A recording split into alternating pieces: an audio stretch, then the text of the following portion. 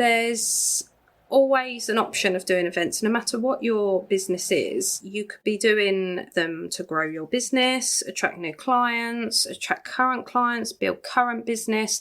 There's a whole rhyme and reason, full list of why you should be doing events. However, they might not be for you, so don't feel pressured as to definitely have to do them, but this will hopefully give you an idea as to why you might do them and why they might benefit your business. Hi and welcome to Business Rainbows and Unicorns, where there's no such thing as failure if you don't try. This podcast is specifically for business owners or wannabe business owners. Say you've got a side hustle or you've got a passion for something and you think it'd be absolutely amazing, or you see people that do amazing things with their passions and what they enjoy doing. Well, you can do that. So please subscribe. It always helps a little podcast like ours. Listen along for tips, tricks and advice. You will just need to add your passion and spark to help you build a successful business. And we hope you enjoy listening to this episode. Hi everyone, and thanks for listening to another week of the Business Unicorn podcast.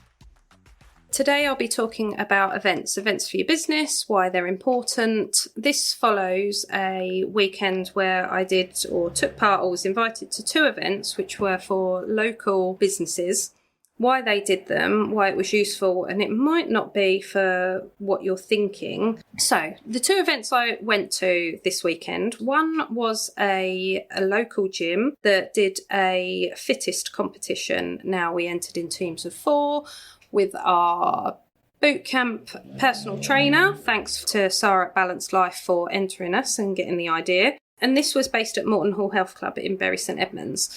Now it was teams of 4 in a CrossFit style competition for each team to take part in and do each exercise as quickly as possible. So why did they do it?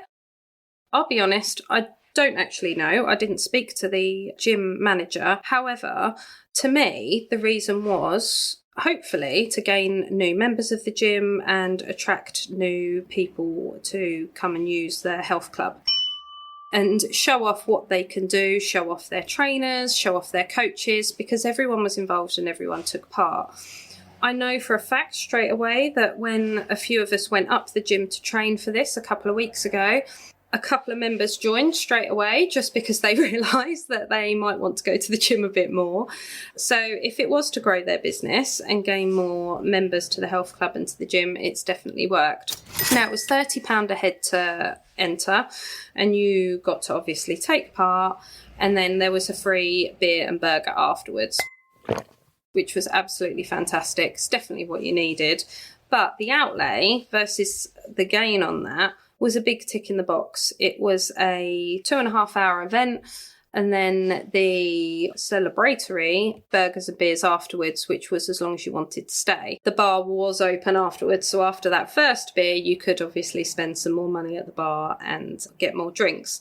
It was a family day as well. The whole family was invited to come and cheer on their teams and their loved ones, but also there was other things going on. So the normal squash courts were going, there's a hairdresser's up there, and the gym was open, the outdoor and the indoor pool. It was a hot day, so people jumped in the pool afterwards as well. So it was a really, really good, action-packed, fun day, and ultimately there is now 250 professional photos of the day for people to share on social media.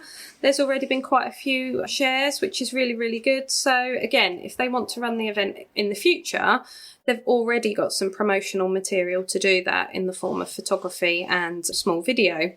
So I think everyone, looking at the feedback, the WhatsApp group they set up, everyone had a really, really good day, although we are all aching quite a bit now. The second event I went to was by Plum City. So all their customers in and around Suffolk were invited to buy a ticket to a family fun day. Now, the ticket was £20 for the family, and camping was £20 overnight as well, held in Trinity Park in Ipswich. And it was for every plumber or gas engineer who uses Plum City, it was for them and their families to go along.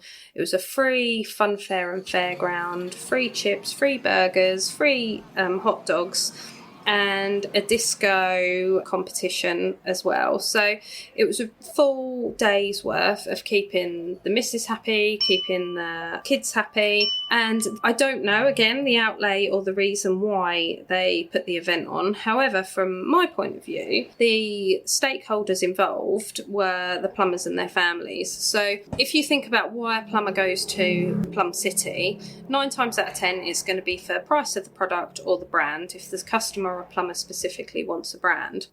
Outside of that, their family aren't really going to have a say in who they're using. However, if they know they had a really good annual family fun day, that's going to be more a conversation within that household. So Plum City are not only speaking to the plumbers and the gas engineers, they're extending that information and that choice of where they purchase their items into their families. So it's a really, really good event to just spread the word and get someone else talking about what they're doing, and ultimately getting people to know who they are as well. So you will have had that conversation before we went, as we did, to say, what are we doing? Well, we're going to Family Fun Day for Plum City. Oh, well, who's Plum City? Oh, it's so-and-so. And then the managers of each branch are really, really good, and their staff, at knowing every single plumber. They're really good at that relationship of speaking to all of their customers, all of their core accounts who use them. And it's just extending that relationship, which worked really, really well.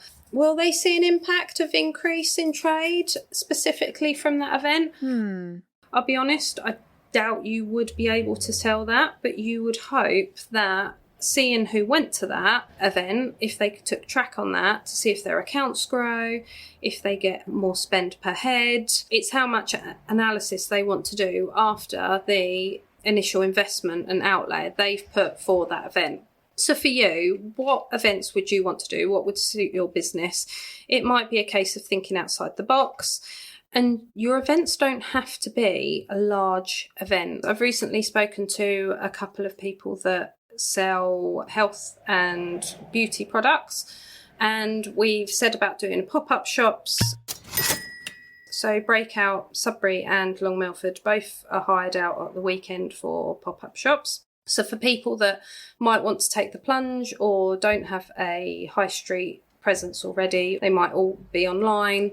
So they might want to showcase their products some way or trial them. So that's a really good avenue for people who wish to do that. It's worked really, really well in the past if it's marketed well enough. And it's hard to have this conversation sometimes with people. They will book events, tell people once, and then not follow up and do the marketing on it. Like with any marketing, you need to tell people again. I think people nowadays have to see something between 6 and 9 times before they actually buy it. So to make people aware, you need to target your events to specific people who are going to come, whether that's online, in person, with posters, however it is, you need to get the word out there. And it might vary that the size of your event. You might want to do an exclusive event like Plum City did for their current customers. So it might be that you want to treat your current customer base to increase that spend per head, to increase that relationship or customer satisfaction. You need to take the time out to work on your goals and what you want to do and what you want to get out of the event before you put that event on and plan that event. So have a think, make a list, go back to your company or your business goals of what you want to do and what you want to increase. Go from there, and if you can, put something on that either showcases what you do, showcases your products, showcase what you're absolutely amazing at, or just to help the relationships of current or new customers and clients, then it's definitely worth doing. However, also, it might not be your thing. You might not feel comfortable about it. You might not feel okay about marketing it. You might doubt yourself. I do have a couple of clients who this sort of thing would really, really worry and scare them, and they might get too much anxiety from it. So they're better on a one-to-one basis rather than a group basis. If it is too much, that is absolutely fine. and you find other ways to grow your business. Maybe it is through one-to-one meetings or conversations or messages with people. It's just making sure that you're having those conversations and you're doing that in the right way for you and your business, of what you feel comfortable with, because then you will genuinely come across well to people, rather than trying to force it, rather to do something that's outside of you, too much outside of your comfort zone, to actually you dread it. And that's the main reason, because if you dread something, it makes it not fun anymore, and then you wouldn't want to do it anyway. Hope you've enjoyed listening to this very quick podcast, and subscribe, like, share with someone who might be interested, or even just to bounce ideas off about the events.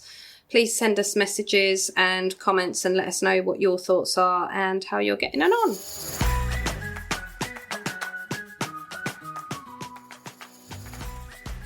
Thanks for listening to this episode. We really hope you've enjoyed it. If you have, please share with a friend who you think needs a bit of help with starting a business, or even their small business which they've already got going. Please like and subscribe to our podcast, which always helps a small business or small podcast like us. And check the show notes. We all have everything in there relating to the episode which you might need, might want to read, and links to anyone we've interviewed and certain subjects we've spoken about. And thanks for listening.